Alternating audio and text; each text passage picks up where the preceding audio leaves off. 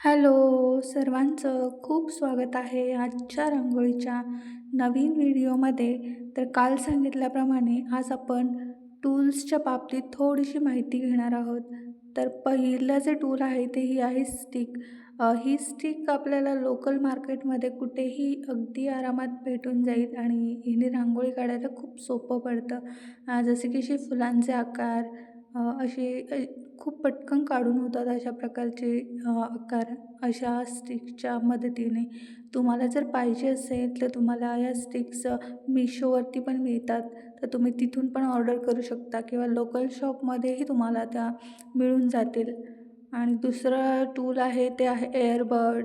Airbud तर आता सगळ्यांकडेच असतं आणि आपण जास्त काही एवढे मोठे मोठे टूल्स यूज करत नाही रांगोळी काढण्यासाठी. अगदी बेसिक आपल्या घरामध्ये जे अवेलेबल असतं त्यापासूनच आपण रांगोळी काढण्याचा प्रयत्न करत असते मी तर.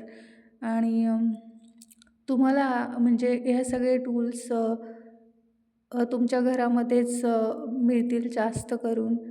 तर अशा प्रकारची स्टिक आहे आणि ह्या स्टिकचा जो बॅकचा जो साईड आहे ना, त्या साईडने आपल्याला अशा प्रकारची डिझाईन काढता येते. म्हणजे डॉट्स काढले ना नेहमी त्याच्यामध्ये आपल्याला बोटाने करायची गरज पडत नाही.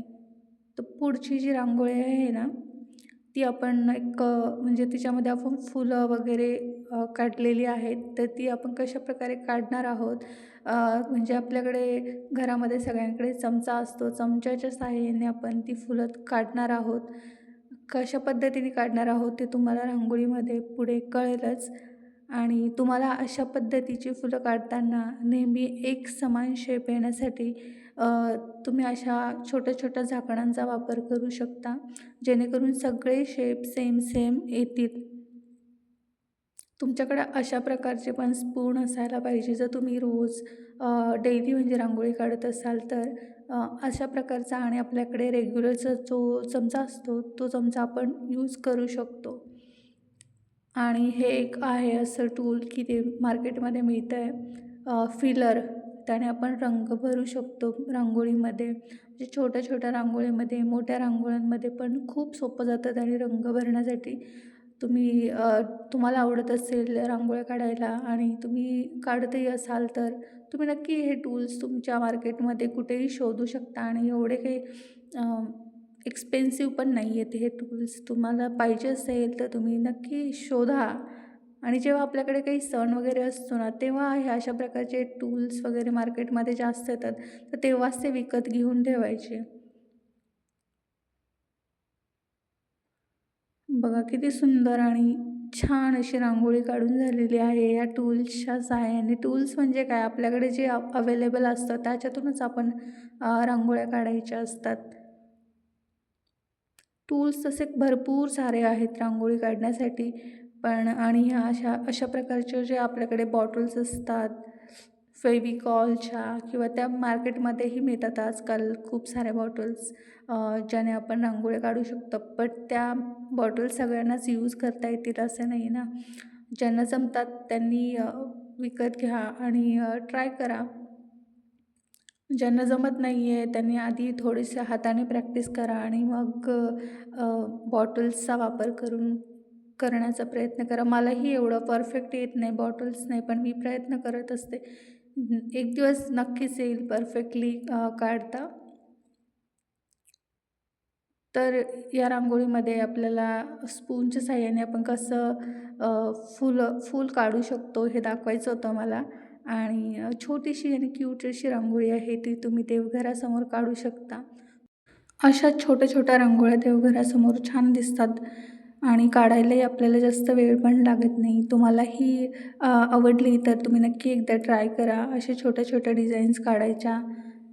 आणि तुम्ही मे बी सगळे जास्त करून बॉर्डर रांगोळी टाईप डिझाईन काढतात देवघरासमोर. पण मी अशा प्रकारच्या पण काढते, बॉर्डर रांगोळी पण काढते. सगळ्याच प्रकारच्या काढायच्या, आपल्याला जेवढ्या जमतील तेवढ्या. पुढची डिझाईन पण आपली खूप सोपी आहे. आणि मी काही जास्त टूल्स यूज करत नाही, बट जे काही करते ते बेसिकच टूल्स आहेत माझ्याकडे. तर असं विशेष काही नव्हतं. मला खूप सारे कमेंट्स पण आलेले होते की तुम्ही कुठल्या प्रकारचे टूल्स यूज करता. ती मी जी स्टिक्स वापरते तिच्याबद्दल सगळ्यांनी मला भरपूर साऱ्या कमेंट्स केलेल्या होत्या. त्यामुळे मला हा व्हिडिओ स्पेशली त्या ताईंसाठी बनवावा लागला, कारण मी प्रत्येक कमेंट्सला दरवेळी तेच रिप्लाय नाही करू शकत ना. सो तुमचा हा प्रश्न आता सॉल्व झालेला असेल मे बी. तुम्हालाही अशा प्रकारचे जर डिझाईन काढायचे असतील तर तुम्हाला अगदी बेसिक घरामध्ये आपल्याकडे अवेलेबल असणारं साहित्य लागतं. जास्त काही साहित्याची गरज पडत नाही. आणि हे बघा, अशा प्रकारचे डिझाईन काढण्यासाठी आपण पेनचा पण यूज करू शकतो. तुम्ही पेन पण वापरू शकता, पेनने पण काढता येतं. मी स्पेशली तुम्हाला त्यासाठी पेनने काढून दाखवलेलं आहे. माझ्याकडे जी स्टिक आहे ती आपली हेअर्सला आपण टाय करू शकतो त्या ह्याने, स्टिकने. त्यासाठी मी घेतलेली होती, पण मी तिचा यूज रांगोळी काढण्यासाठी करते. तर असंच आपल्या घरामध्ये जे काही असेल वस्तू, आपण त्याच्यापासून यूज करून आपण रांगोळी काढण्याचा प्रयत्न करायचा.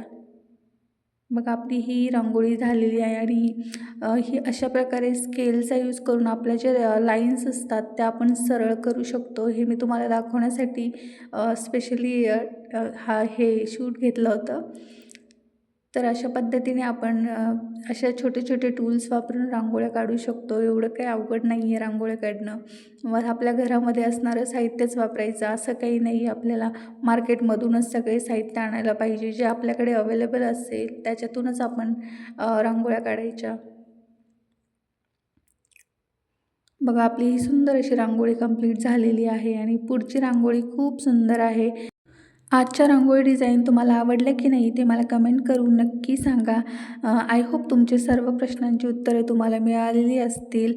आपण आज छोट्या सिंपल रांगोळ्या पाहिलेल्या आहेत आणि यातल्या तुम्हाला कुठलीही रांगोळी जी आवडेल ना ती नक्की तुम्ही तुमच्या दारासमोर काढण्याचा प्रयत्न करा. आणि माझा थोडासा आवाज खराब झालेला आहे, पण मी तरी पण व्हॉईस ओव्हर केलेला आहे. सो थोडासा आवाज खराब असल्यामुळे सॉरी.